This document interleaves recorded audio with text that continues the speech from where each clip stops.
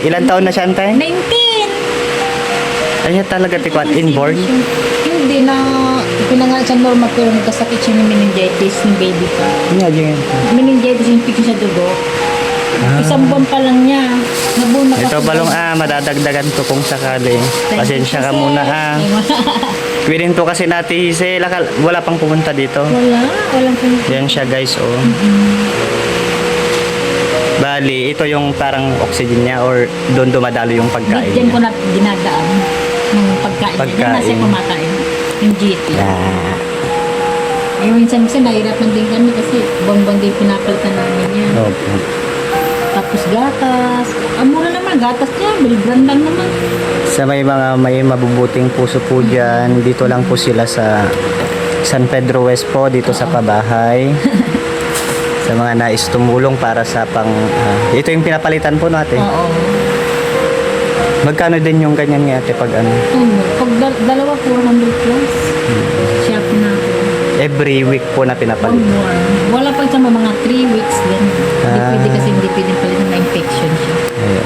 Ito po, pinapalitan po nila yung nakasaksak sa may ilong niya every 2 to 3 weeks po. Anong pangalan niya tayo? John De Los Santos. Siya po si John De Los Santos. 19 years old po, nakatira dito sa San Pedro West. Pabahay po. Anong kwento ate? Black ay Black 18 Sama ko Unit si mama 21. niya. Black 18 Unit 21. Ah, dito lang yan sa San Pedro West, Block 18, Unit 21 po. May masasabi ka ate? Masasabi ko, sana po matulungan nila apo ko. Kasi po may ng buhay namin.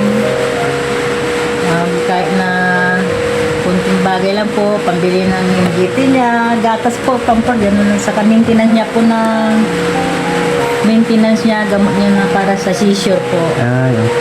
Parang yung scissor niya ate, parang inano nyo na din lang. Dinadaan na dito lahat. Kasi sir, pag hindi makainom yun, sa isang araw lang, maralaw mag...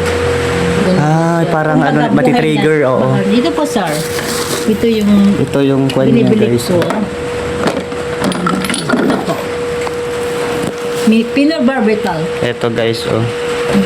Bali pag hindi daw siya nakapag-take, parang Mag-seizure siya. nagsisissues po Para siya. po, siya na ang buhay niya ganun.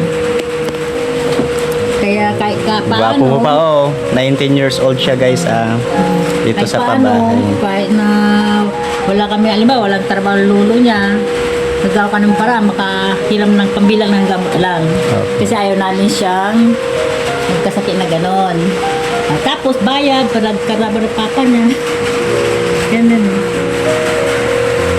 Kasi ito po sir, apo ko. Opo. Yung nanay nito at papa niya, first year na anak nila, naghiwalay sila. Iniwan siya ng papa niyang tunay kasi sa kalagayan niya. Kumbaga, iniwan niya yung obligasyon niya. Oo, parang tinalikuran niya. Sa anak ko ng babae, anak ko po.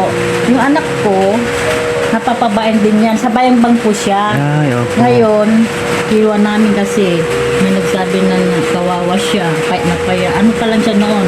5 years old.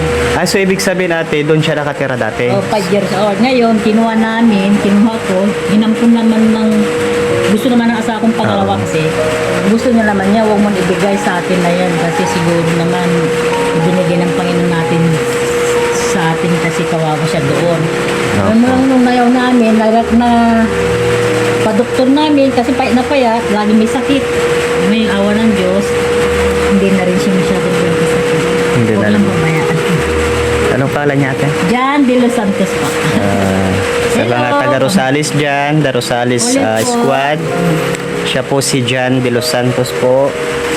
19 na taong gulang. Nakatira po siya dito sa San Pedro West, Block.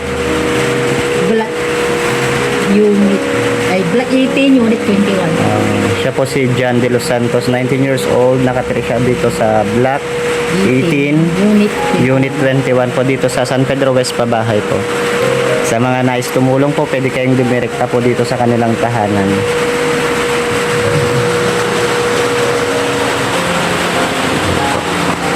Bye-bye. Thank you. Pogi. Thank you, sir. Thank you po. Hindi po siya yung nakakakita po. Ay, hindi rin po. Hindi po. Nakahiga lang po siya. Blind na din pala siya, guys. Nakahiga lang Bulag po siya. na rin. Ikaw na mismo mag-alaga yung ipa-wheelchair. Hindi po siya wheelchair. Pero may wheelchair siya, ate. Oo, yun po. Ah, Tagalan po, 2022 pa yan. Yung wheelchair natin. Ngayon, minsan hawakan ko rin siya rin gawa mo pag yan nakahiga din. Yes. Ngayon, tapos kung sa inayos, naantok na. Antok. Pero nakakarinig din. Malaki ng pandinig niya, sir. Pero yung mata niya, wala. Malabo. Kakala mo nakakakita. Kaya akala ko din nakakakita. Hindi po. Ang dami po nung nagka-second baby, dinano ko sa doktor, yung mata niya, nadabis daw yung ugat sa mata niya. Ah, parang Nagkasakit po siya ng meningitis nung 1 month pa lang po niya. Mabuti po nabuhay siya dahil, bali, sir, 3 months niya sa San Fernando, Pampanga, Yes, dun siya po. nag-admit.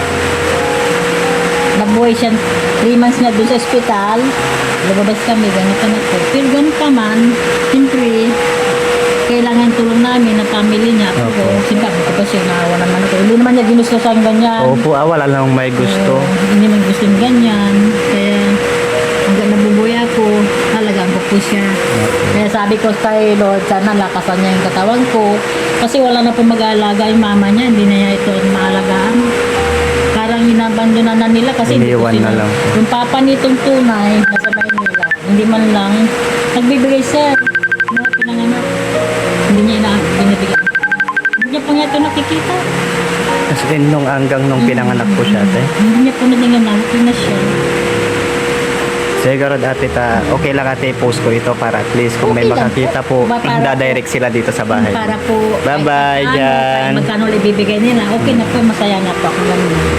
Bye-bye po. Malaking tulong na po yun sa amin. Sa susunod po, dadagdagan po namin. Thank you. Thank you, kuya. Kabana. Kami pala ang kuwan mga ate, the team The Rosales Squad. May team din kami. Sige po, bye-bye. Kuya.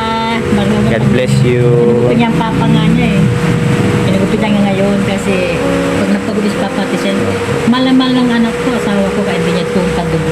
So, at least. Mahal kung alam mo, sir, pag wala siyang gamot, wala nang gamot, gagawa ng parang. Kasi contraction po siya. Eh kung simple, umuula-ulan. Ang gagawin niya, mangungutang na po siya. Tapos, pag makatarba, babayagan namin. Sige po, Maraming karo salamat. date. Bye-bye, Jan. Kamanak. Ay, nakikinig yan. God bless you always. Ako si ka-spotted.